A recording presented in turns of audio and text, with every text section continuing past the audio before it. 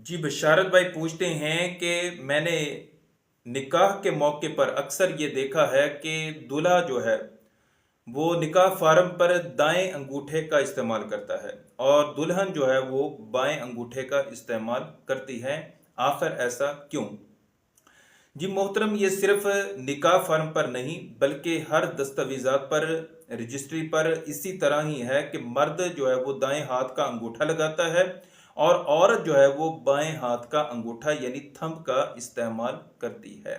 सबसे पहली बात तो ये है कि ये कोई शरई हुक्म नहीं है, ये कोई इस्लाम का हुक्म नहीं है, ये ज़हन में रखें, बल्कि ये हमारे कानून, हमारे लॉ का हुक्म है। मर्द दाएं हाथ के अंगूठे का इस्तेमाल करे और औरत जो है वो बाएं हाथ के अंगूठे का इस्तेमाल करे। अब सवाल ये पैदा होता है कि मर्द औरत में ये फर्क क्यों रखा गया? आखिर ये कानून क्यों बनाया गया है कि औरत जो है वो बाएं हाथ के अंगूठे का इस्तेमाल करे? वो इसलिए कि औरतें घर का काम करती हैं, किचन में काम करती हैं, फल काटती हैं, सब्जियां काटती हैं, गोश्त काटती हैं। तो इस वजह से उनके हाथ के अंगूठे पर चाकू छुरी के निशान जो है वो पड़ जाते हैं। तो फिर इसलिए जो है वो ये कानून बनाया गया, क्योंकि औरतों को फिर बड़ी मुश्किलात का सामना करना पड़ता था।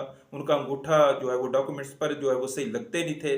तो इसलिए फिर ये कानून बना दिया गया कि औरत जो है वो दाएं हाथ के नहीं बल्कि बाएं हाथ के अंगूठे का इस्तेमाल करेगी और मर्द जो है वो दाएं हाथ के अंगूठे का इस्तेमाल करेगा।